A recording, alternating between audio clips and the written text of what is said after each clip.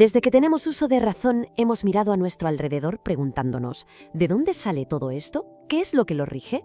Bueno, hoy vamos a hacer un viaje justo a ese momento, al origen de todo, cuando dejamos de buscar las respuestas en los dioses para empezar a buscarlas en la propia razón. Abróchense los cinturones porque estamos a punto de ver nacer la filosofía. Todo arranca con un cambio. Bueno, un cambio monumental en la forma de pensar. Allá en la antigua Grecia. Fue una auténtica revolución. Pasar de explicar el mundo con historias a explicarlo con lógica. Y aquí se ve clarísimo. Por un lado teníamos el mitos, el relato. Si cae un rayo es porque Zeus se ha enfadado. Todo es arbitrario, depende de lo que quiera un dios. Pero de repente, al otro lado, nace el logos, la razón. La gente empieza a buscar las causas en la propia naturaleza, en lo que los griegos llamaban la physis. Y claro, ahí ya no hay arbitrariedad, sino leyes, un orden que se puede investigar. Entonces, la pregunta clave, la que lo cambia todo, es esta. ¿Cómo es posible que de un aparente caos, de un desorden total, surgiera de repente un universo ordenado, un cosmos con sus reglas? Esa fue la primera gran pregunta de todas. Y los primeros valientes que se lanzaron a esta aventura fueron unos pensadores de una ciudad llamada Mileto. Tenían un objetivo muy concreto, encontrar una cosa, un principio fundamental que lo explicara absolutamente todo. Y a ese principio lo llamaron el Arjé.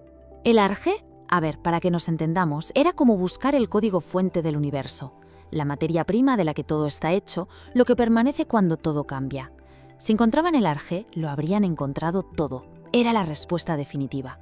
Y el primero que se lanzó a la piscina, el que se atrevió a dar una respuesta sin dioses de por medio, fue este señor, Tales de Mileto.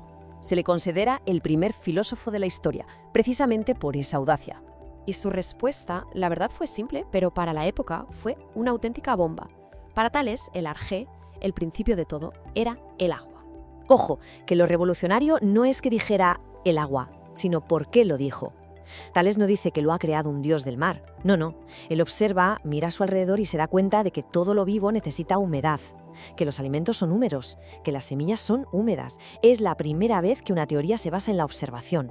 Esto es el logos en plena acción. Pero claro, su discípulo, Anaximandro, le dio una vuelta. Pensó, vale, si todo es agua, ¿de dónde sale el fuego, que es lo contrario? Así que propuso algo mucho más abstracto, el apeiron. Esto significa algo así como lo ilimitado, lo indefinido, una especie de sustancia primigenia eterna de la que nacen todas las cosas y sus contrarios. Y después de él llegó Anaxímenes, que intentó buscar un término medio. Su arqué era el aire. ¿Por qué? Pues porque era algo concreto que se puede sentir como el agua de Tales, pero a la vez es infinito e invisible, como el apirón de Anaximandro. Una solución bastante ingeniosa. Pero aquí viene lo mejor, su gran idea. Anaxímenes fue el primero en explicar cómo una sola cosa podía convertirse en todas las demás. ¿Cómo? Mediante un proceso físico, la rarefacción y la condensación. Si el aire se vuelve menos denso, se convierte en fuego. Si se vuelve más denso, se transforma en viento, nubes, agua, tierra, incluso en piedra. Estaba explicando diferencias de cualidad a través de diferencias de cantidad. Una idea potentísima que se adelantó a la ciencia por siglos. Y ahora preparen la mente porque vamos a dar un salto mortal. Un nuevo grupo de pensadores, los pitagóricos, cambiaron las reglas del juego. Propusieron que el principio de todo no era una cosa física, no era una sustancia, era algo completamente abstracto. Sí, como lo oyen, el número.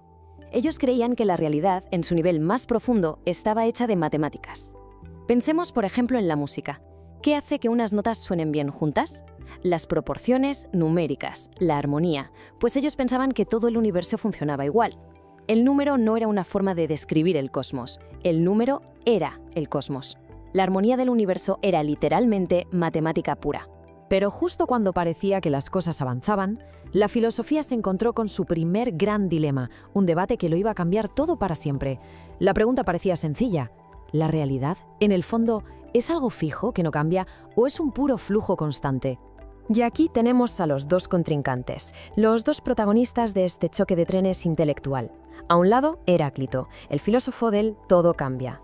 Al otro, Parménides, el filósofo del nada cambia.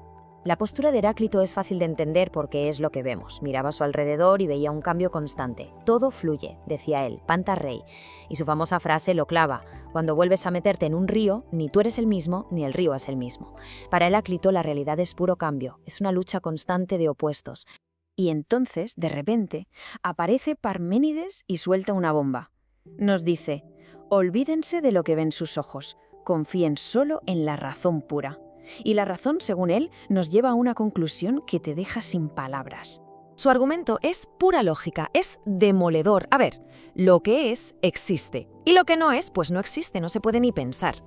¿Y qué es el cambio? El cambio es pasar de ser a no ser, o de no ser a ser. Pero si el no ser no existe, ese paso es imposible. Por lo tanto, concluía Parménides, el cambio no puede existir. Es una ilusión de nuestros sentidos. Tremendo. Para defender esta idea tan antiintuitiva, su discípulo Zenón se inventó unas paradojas geniales. La más conocida es la de Aquiles y la tortuga. Imaginen que Aquiles, el más rápido de los griegos, compite contra una tortuga y le da un poco de ventaja. La lógica dice que nunca la alcanzará. ¿Por qué?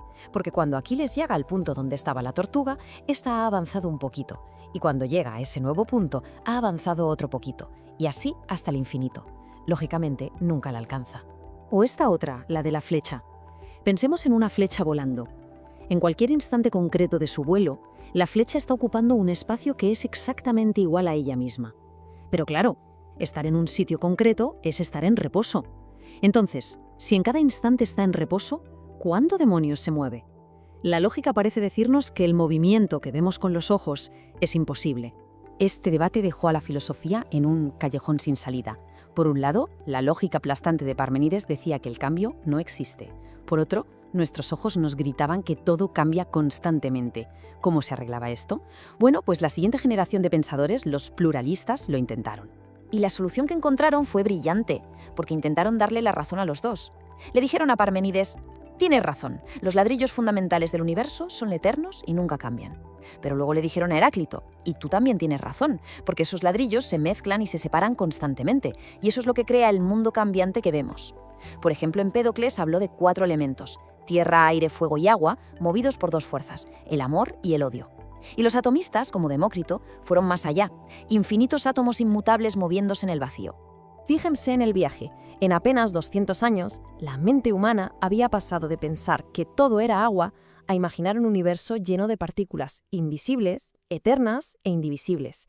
La evolución intelectual es sencillamente asombrosa. Y todo esto nos trae hasta hoy y nos deja con una pregunta en el aire. Ahora mismo la física busca cuerdas cuánticas, materia oscura, los componentes últimos del universo. La pregunta por el arjé sigue ahí, sigue abierta. Quizá, en el fondo, seguimos siendo un poco como aquellos primeros griegos que miraron al mundo y por primera vez se atrevieron a preguntar: pero bueno, ¿de qué está hecho todo esto?